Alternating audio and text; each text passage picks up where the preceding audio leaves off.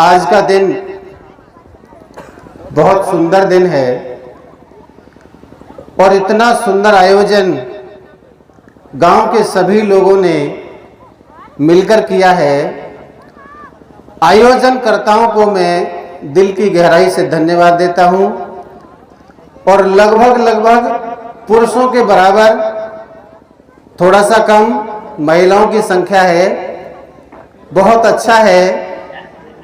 जब तक महिलाएं ऐसे प्रोग्रामों में नहीं आएंगी सुनने के लिए, तब तक जो हमारे बोधाचार्य जी कह के गए अभी, वो सपना हमारा साकार नहीं होने वाला है। वैसे तो इन बूढ़ी आंखों ने जो सपना देखा है, मुझे उम्मीद है कि जब ये दुनिया से जाएंगे तो उस सपने को साकार करते हुए देखते जाएंगे, ऐसा मेरा विश्वास है। और मुझे कहा गया है बोलने के लिए कि धम्म की आवश्यकता क्यों, या दूसरे शब्दों में कह दें कि हम बौद्ध क्यों बने, क्यों बौद्ध बने, आखिर क्या फायदा है बौद्ध बनने से।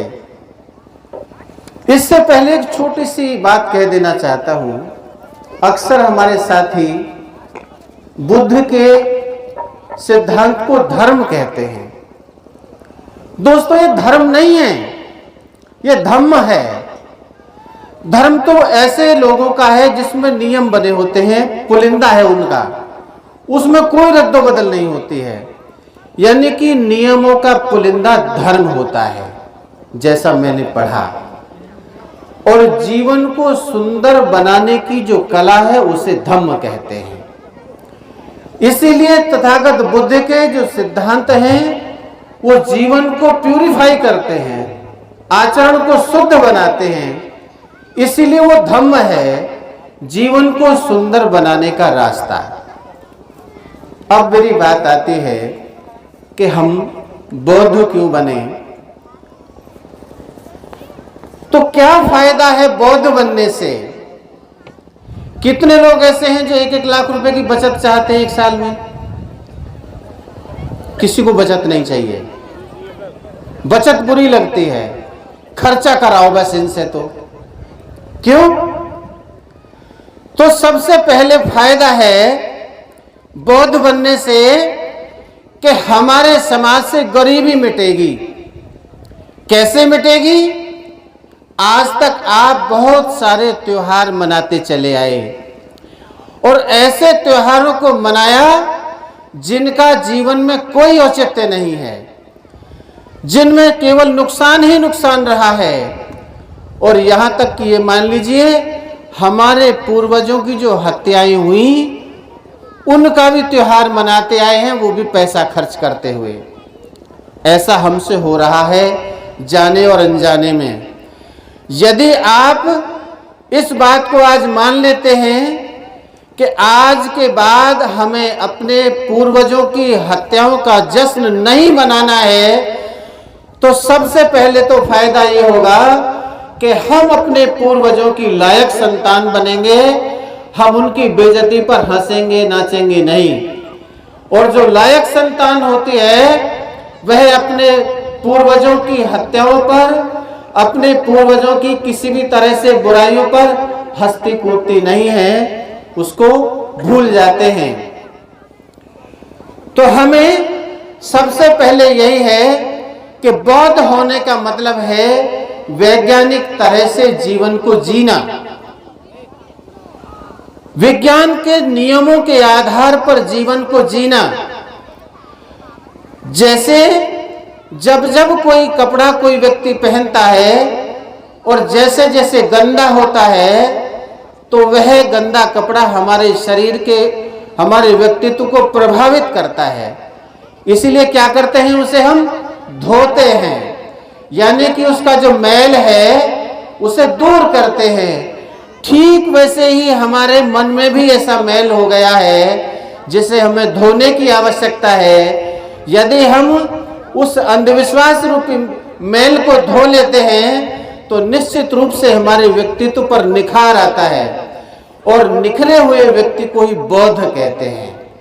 इसलिए आज हम भले ही अब तक हम कुछ भी करते चले आए हैं, लेकिन आज के बाद हमें अपने पूर्वजों की हत्याओं का जश्न नहीं मनाना है।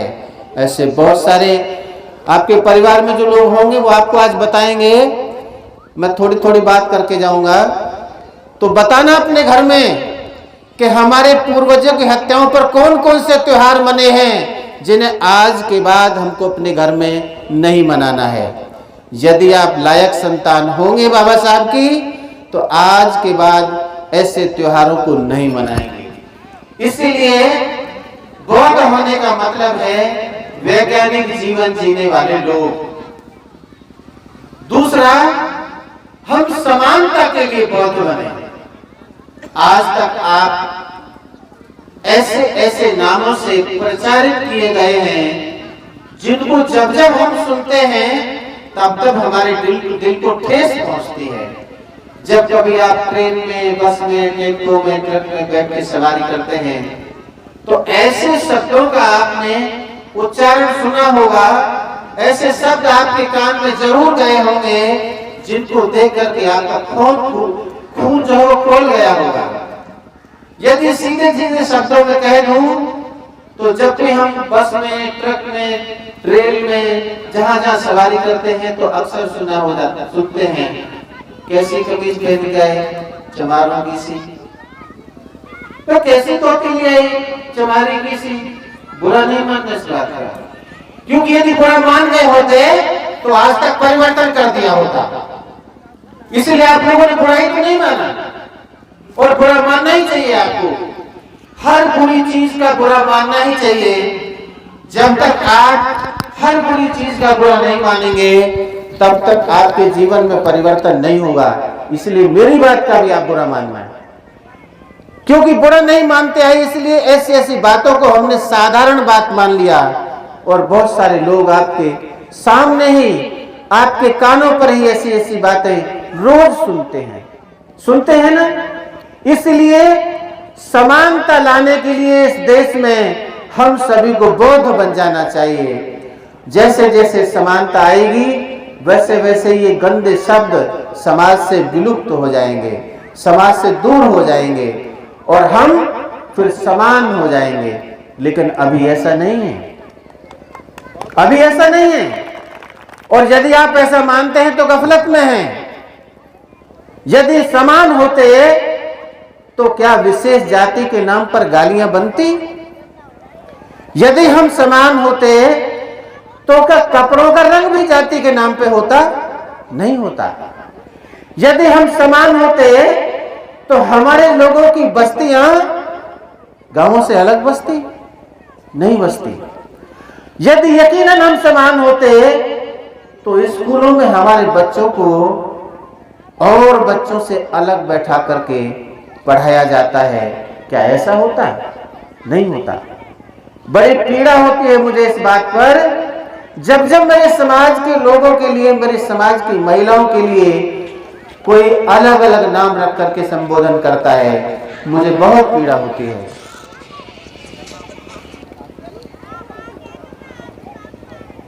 तो विशेषकर मैं अपनी बहनों से विशेष आग्रह करता हूं कि समानता के लिए तथागत बुद्ध के धम्म को अपनाएं। समानता स्थापित करने के लिए तथागत बुद्ध की बातों को अपने जीवन में उतारें। ऐसा करने से देश में बहुत बड़ा फायदा होगा। इतना बड़ा फायदा होगा कि देश में बहुत बड़ी आबादी हमारी है और आज वो हाशिए से दूर रहती है। और किस किस तरह से दूर रहती है? उन्हें नौकरियों में भी दूर रखा जाता है, सामाजिक स्तर से भी उनको दूर रखा जाता है, आर्थिक रूप से भी उनको दूर रखा जाता है। ये केवल कारण है जाति का। यदि जाति में हम लोग समान होते, यदि आज तक लोग जिस धर्म में रहते आए हैं उस धर्म में ऐसी समानता होती तो आपके साथ पूरे देश में जितना भी अत्याचार हो रहा है वो नहीं होता। हमारे छोटे छोटे बच्चों को, समाज के छोटे छोटे बच्चों को जो किसी के खेत में घुस जाते हैं तो इतना बेरहमी से उनको पीटा जाता है कि उनकी हत्याएं तक कर दी जाती हैं। कारण है सिर्फ जाति। और अगर जाति ना होती तो आप लोग भी समान होते, आप लोग भी समान होते। और आज जाति की वजह से लोगों के मकानों के नाम भी ऐसे हो गए हैं कि किसका मकान है, फलाने चमारके का है। सबने सुना होगा, ये गाड़ी किसकी, चमारके की। यानी गाड़ी भी चमार और मकान भी चमार। आखिर ये जाति का दर्ज जाता क्यों नहीं? इसलिए नहीं जाता है कि जिस व्यवस्था में तुम रहते हो उसी में खाद और पानी डालते हो। इसके दोषी हम ही हैं। यदि इस व्यवस्था में रह करके इसमें खाद और पानी हम न डालते तो ये झाड़ का पेड़ बहुत दिनों पहले सूख गया होता, लेकिन दोषी हम ही हैं। हम फुलक काटने की कोशिश करते हैं, हम उसकी टहनियां तोड़ने की कोशिश करते हैं। हमको चाहिए था कि ऐसे झाड़ के पेड़ के जड़ में हमको तेजाब डालना चाहिए था। ये तो हजारों साल पहले सूख गया होता, लेकिन ऐसा नहीं हुआ। इसका मतलब है कि कोई ना कोई गलती हमसे जरूर हो रही है। कोई बात नहीं, आज तक हमसे जो कुछ गलत होता आया कोई बात नहीं, लेकिन प्रण कीजिए आज कि आज के बाद हम ऐसा कोई काम नहीं करेंगे जो समानता को प्रभावित करता हो। ऐसा कोई काम नहीं करेंगे जो हमारे पूर्वजों की शान में कोई बट्टा लगता हो। आज के बाद हम ऐसा कोई काम नहीं करेंगे जो पुरुषों में समानता स्थापित करने को किसी तरह से दिक्कत आती हो, या हमारी बहन बेटियों के साथ अगर कोई किसी तरह की घटना घटती है, हम ऐसे कोई काम नहीं करेंगे। इसलिए हम लोग समानता के लिए भी बौद्ध बने। इसके बाद यदि हम बौद्ध बनते हैं तो अभी मेरी बेटी ने कहा था कि देश संविधान से चलता है,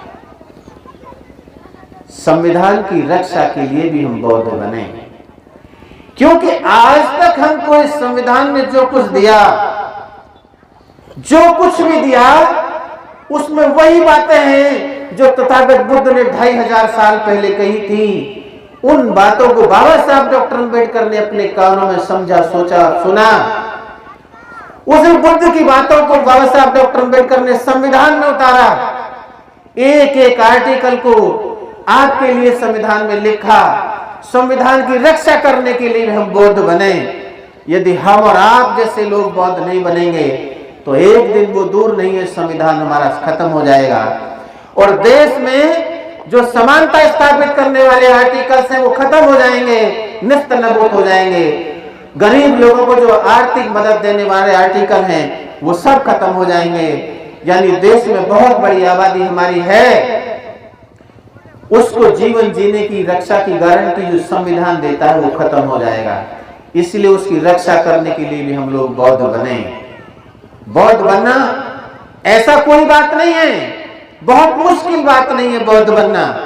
बौद्ध बनने का मतलब है अपने जीवन से जितनी भी काल्पनिक बातें हैं, जितनी भी अवैज्ञानिक बातें हैं, जितने भी अंधविश्वास की बातें हैं, केवल उनको उतार दें, उनको दूर कर दें तो आप बौद्ध बन जाएंगे।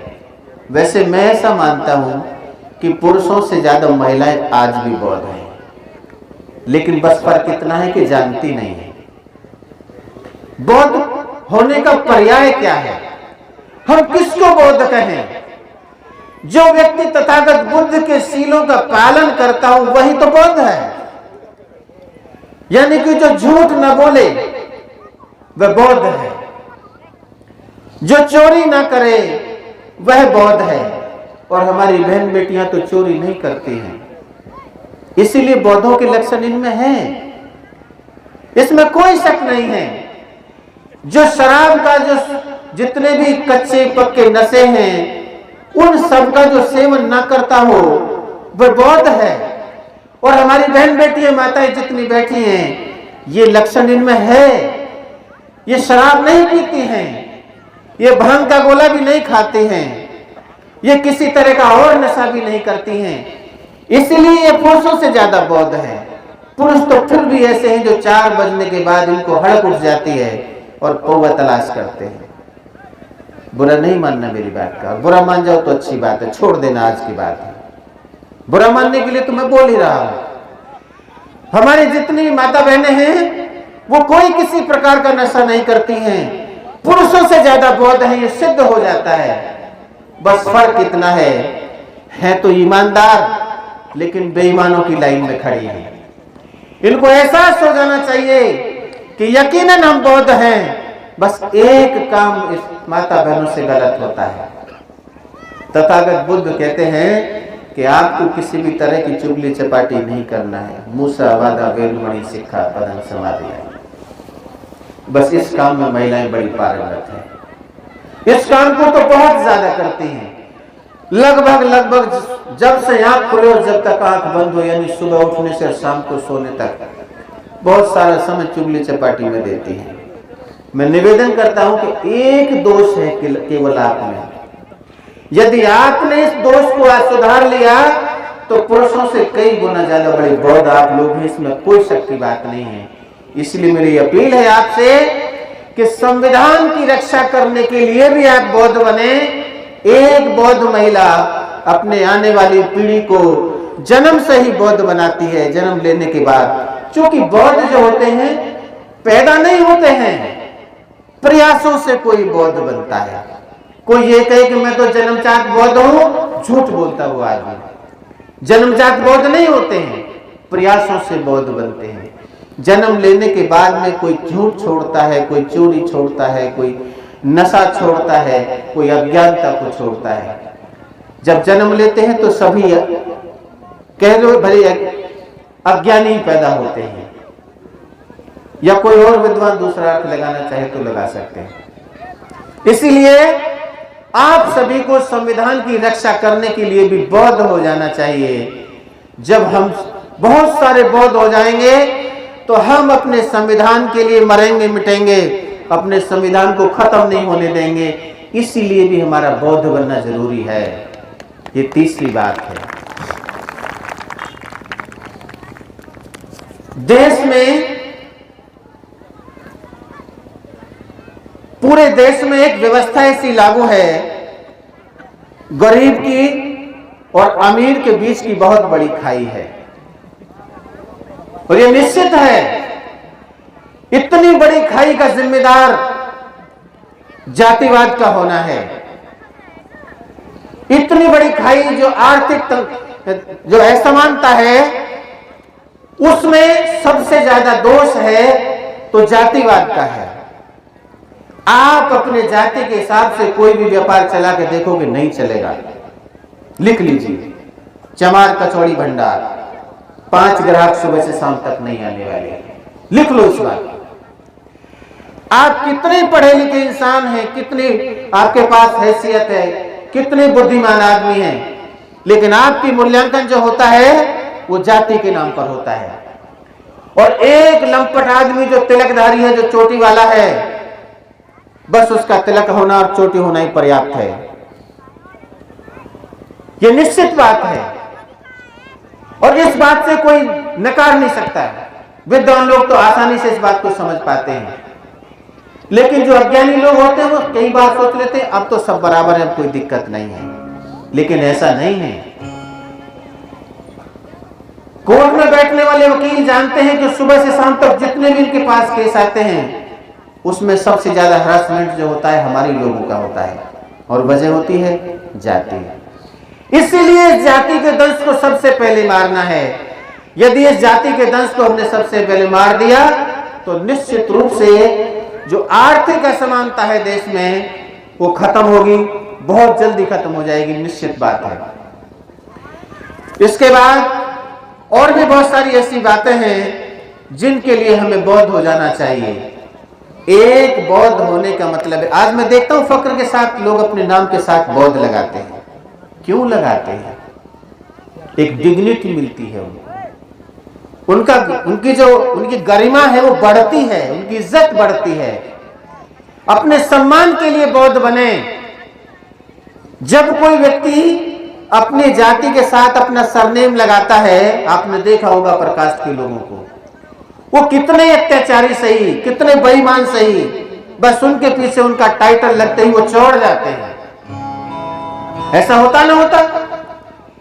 और हमारे लोग चूंकि टाइटल बढ़िया नहीं है इसलिए नहीं लगाते हैं। और आप माने या ना माने, भारत में टाइटल से ही आदमी की पहचान हो जाती है किस कीमत वाला इंसान है, कितनी कीमत वाला इंसान है। जब कभी आप किसी बस ट्रेन में जाएंगे तो आपसे पूछते हैं लोग, कौन हो भैया? भैया कौन हो? हिंदू हो मुसलमान हो? तो आप क्या कह देते? हाँ भैया हम तो हिंदू हैं। सामने वाले का पानी पेट का फिर हिलता है, अच्छा हिंदू हो तो कौन हो? यानी जब तक वो कुरेद कर आपकी जाति को पूछ नहीं लेता है उसके पेट का पानी हिलना बंद नहीं होता है। और जैसे ही आपकी जाति का पता चलता है तुरंत उसके मनोभाव बदल जाते हैं। आप कितने बढ़िया सूटेड बूटेड इंसान हैं, कितनी बढ़िया लग्जरी गाड़ी से आप उतरे हैं, लेकिन उसी पल आपकी कीमत जाति के आधार पर आंक ली जाती है, फिर आपके साथ वैसा ही व्यवहार होता है। होता है नहीं होता?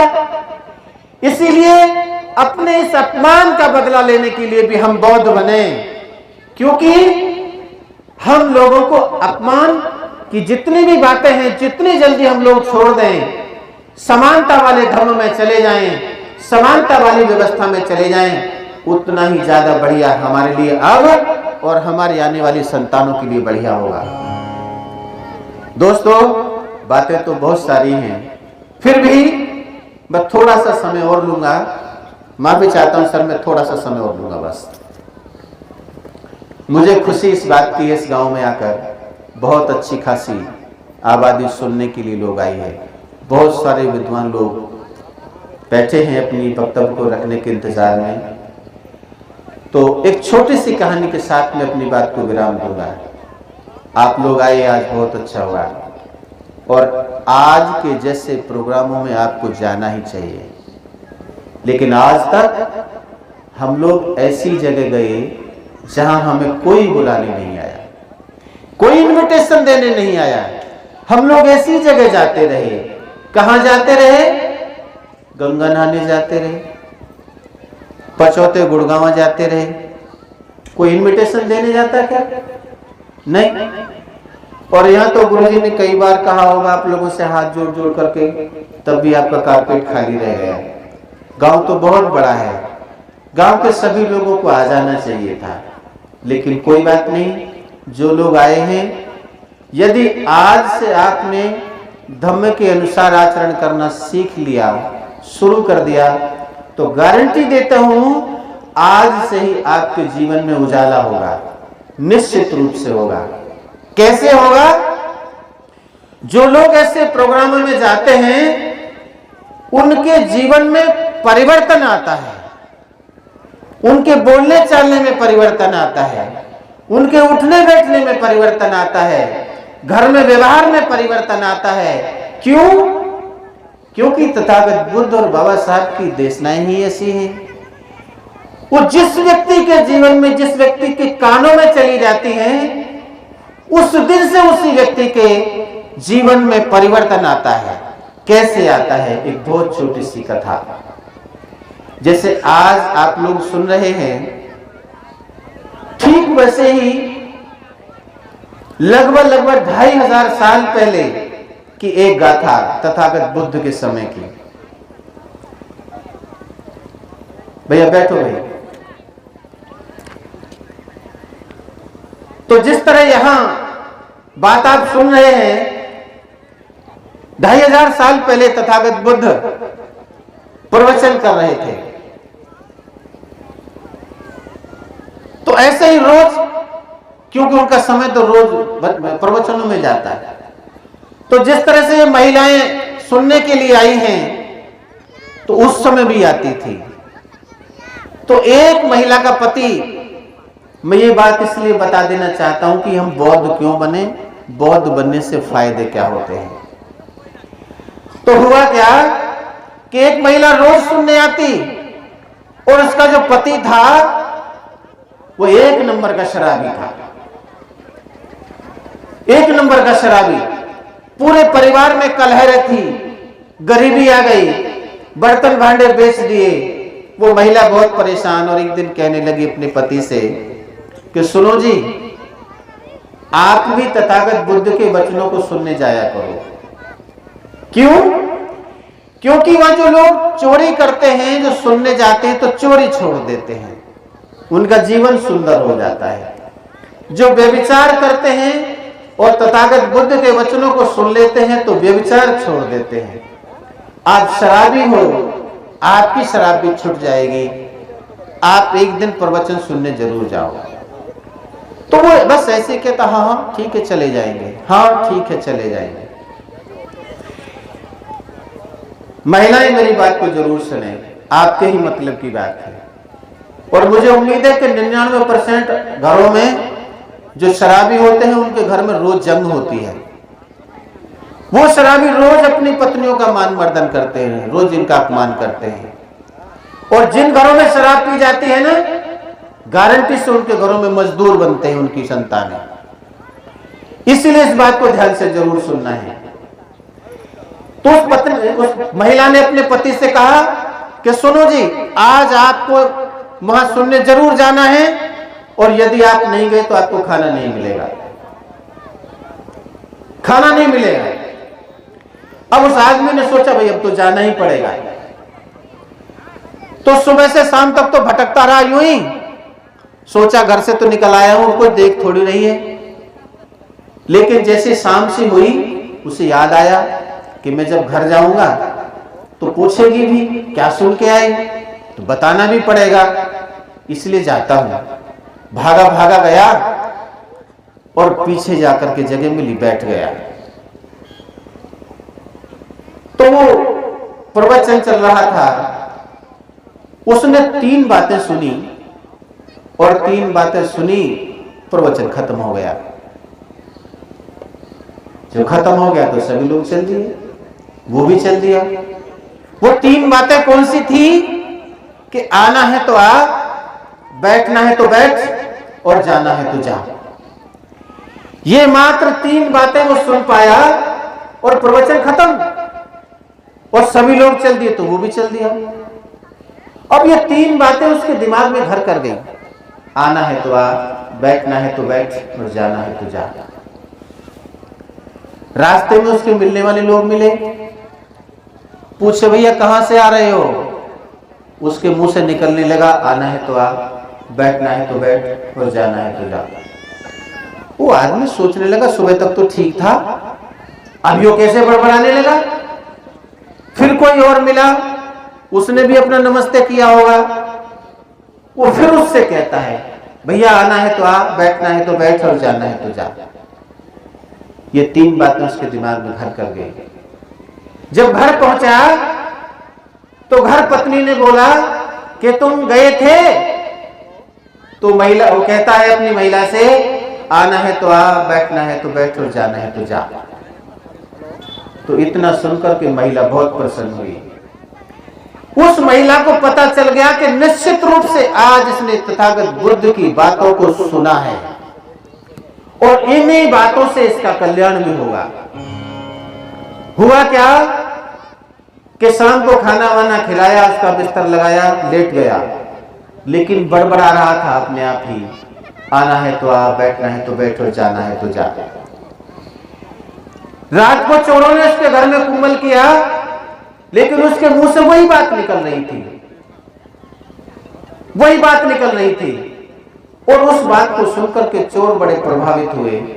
बोले यार ये तो बहुत ईमानदार आदमी, हम चोर लोगों को भी देखकर कहता है प्यार से, सम्मान के साथ आना है तो आ, बैठना है तो बैठ और जाना है तो जा।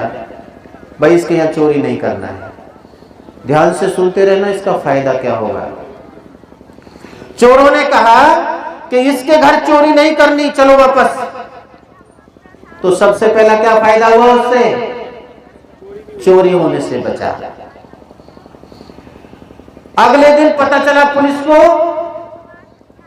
तो चोरों ने सोचा कि पुलिस के पास पहले ही माफी मांगने चलते हैं, पिटने से तो बढ़िया पहले ही माफी मांग ली। और वो पुलिस के पास गए और कहने लगे साहब माफ करो, हमने ऐसे ऐसे गलती कर दी। तो दरोगा ने उसे बुलाया और कहा कि इसी से माफी मांगो। जब उसे पता चला इस बात का कि भाई मेरे मुंह से वही बात निकल रही थी जो मैंने तथागत बुद्ध के प्रवचन को सुना, तो भैया हम तो पिटने से भी बचे, रात को तो लुटने से बचे और पिटने से भी बचे। वो तो 3 ही बातें वो सुन पाया। यदि सुबह से लेकर शाम तक के प्रवचन उसने तथागत बुद्ध के सुने होते तो और कितना उसको फायदा होता।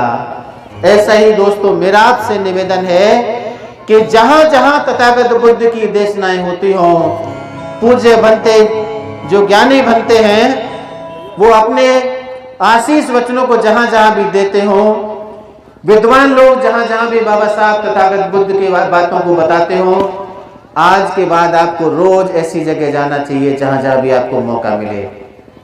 और ऐसी जगह आपको बिल्कुल नहीं जाना है जहां आपको कोई भी इनविटेशन देने नहीं आता, जहां आपके लिए आपका मान मर्दन होता हो, आपकी बेइज्जती होता हो, आपकी लूटपाट होती हो, आपके साथ में जाति भेद होता हो। ऐसी जगह आपको बिल्कुल नहीं जाना है। ऐसी मैं उम्मीद करता हूं आप लोगों से। बातें तो बहुत सारी हैं, फिर भी इन बातों के लिए हम बौद्ध जरूर बने।